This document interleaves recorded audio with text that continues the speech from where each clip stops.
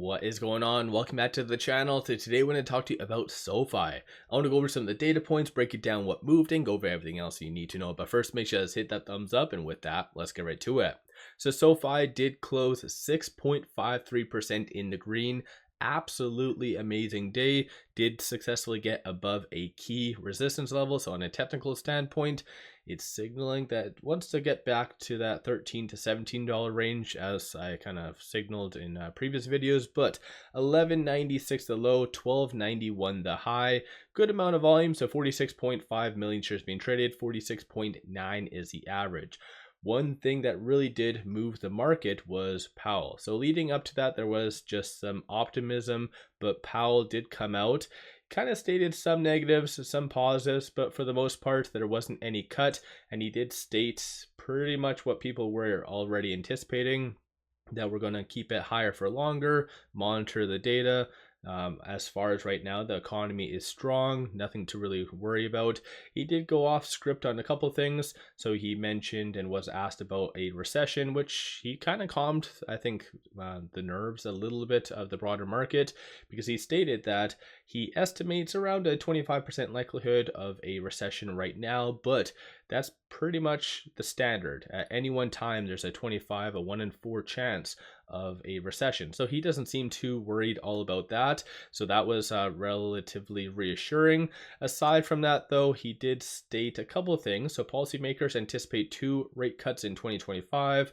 Growth, economic growth did get cut from 1.9 to 1.7%, so in 2025, and inflation did go up slightly, so went from 2.5 to 2.7%. So not all that great, but I think the broader market really started to focus on the positives, neglected some of this, and just wanted to kind of move higher. So let me know your general thoughts on that in the comments below. Aside from that, though, nothing specific to SoFi, no SEC filings, no press releases, nothing like that. Shorts did increase 41,000 shares, so not all that much, kind of a drop in the bucket. 12.23% of the free float is being shorted, works out to be 131.8 million shares overall are being shorted. Cost to borrow average is negative, so that does mean that there is multiple brokers really just incentivizing some shorter to short, and so yeah, multiple brokers are paying people. So kind of interesting to see that, because the last couple, I think 3 consecutive days,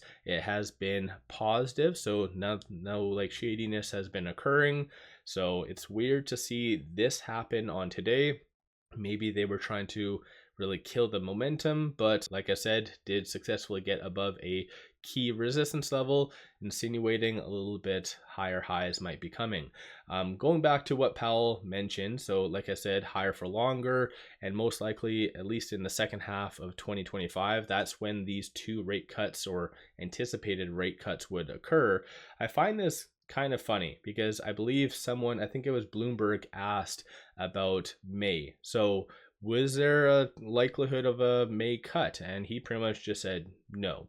And it's kind of funny. The market hears that and says, you know what? I think there's going to be a cut in May, because it went from 16.7 to now 19.4% for a likelihood of a 25 basis point cut. It is absolute, the market's comical as hell. Like, this is funny. And I don't know why, it's just seeing this type of stuff like 20-30 minutes after Powell literally says that isn't going to happen. Pretty much the market acts as a child, like, nope, I want a rate cut, and that's it. So it's kind of weird. So let me know your general thoughts on that, and if you think that there is going to be a cut for May. Powell is wrong. So what's your kind of 2 cents on all that? Aside from that, 11 million in calls, 5.25 in puts. 45% of, or 47% of all the options being done today were optimistic in nature. And just so you're aware, again, I wanted to kind of clear the air. So when I say 47%, that is accurate. That's the leading consensus. There is the bearish, and this little middle part right here, that is neutral. So a lot of options in some cases are categorized as neutral. So just to kind of distinguish that. But aside from that, you had 15.7 million in total premiums today, 10.7 the yesterday, and then 15.5 on Monday. So kind of keeping with the status of roughly like 15 to 20. So pretty good for that. And as far as today, so of the call options that were done, there's a consensus for it to be roughly around that 13.50 to 14 for this week. So definitely a lot of optimism just flicked off in the market. So that's kind of a good thing. Bears are anticipating for it to be sub 11. So a little bit more upside is anticipated. And I think in general, maybe a lot of these puts were done prior to Powell speaking. Again, I could be wrong based on all that, but these are all the transactions that did occur on the secondary market above $100,000. So first thing, you kind of had a lot of selling. So this is where, as I always do, I bring up where the volume comes from. So the majority of the volume, not just with SoFi today, but pretty much across the board, was linked to algorithmic trading. So there was a broad consensus of some optimism. So AI was really driving SoFi higher, because based on this, you did have a lot of selling on the secondary market. So big money wasn't really buying into, I guess, the FOMO, if that kind of makes sense.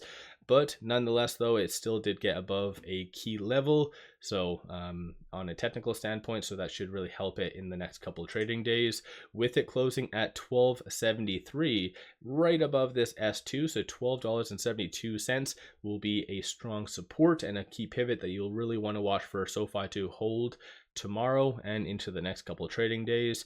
13.59 is going to be the next strong target / resistance. So like I said, I think SoFi on a technical standpoint bounced off of very good support levels and now is just going to get pushed back into its trading zone. So between that $13 to $17. So for those of you that do options, kind of just trade accordingly within that range. But again, you do whatever floats your boat. No new analyst ratings, nothing along those lines. Even coming from an article standpoint, not really much coming out associated to this, just a lot of kind of ratings or technicals and whatever else. So no crazy new news, unfortunately. But aside from that, though, on the actual chart itself, above that ALMA, so that is sitting at $12.10. Next strong target to really watch for is this 100-day moving average, and that's sitting at $14.49. If everything goes according to plan, you could see that potentially touched, maybe best case scenario, on Friday or possibly going into next week. But as far as data points for the rest of the week, you have existing home sales coming out tomorrow, initial jobless claims. I don't really see either of those as big movers in the market. And then you have on Friday just one Fed speaker. So it is going to be more of a technical driven next couple of days. And in my opinion, I think SoFi getting above this S2 really puts it in a good position to really move higher. So let me know your general kind of thoughts on SoFi. Did you buy? Did you sell? When Powell was kind of speaking, I was kind of curious, because I was looking at this and really wondering where he was going to kind of spin this, because for face value, I see this as rather negative. This came out first prior to Powell doing the Q&A at the end, but again, it's kind of weird. So I think just the broader market, despite some of the negatives, really wants to focus on only the positives. And again, I guess nothing really wrong with that. On a technical standpoint, just SoFi and many stocks have gone down a lot over the last 1 month. And this is the market's way of saying that it feels that it's not really just for that greater of a pullback. So yeah, fun times might be ahead. So let me know, do you think 14 plus is coming, or do you think that this is more of a bull trap just to essentially cause a little bit more downside? One final thing, pop over to my Patreon where I give buy signals on stocks, options, and crypto. Many of them have been absolutely on point and bangers. Definitely worthwhile to pop over there and take a look. With all that said, appreciate all of you watching.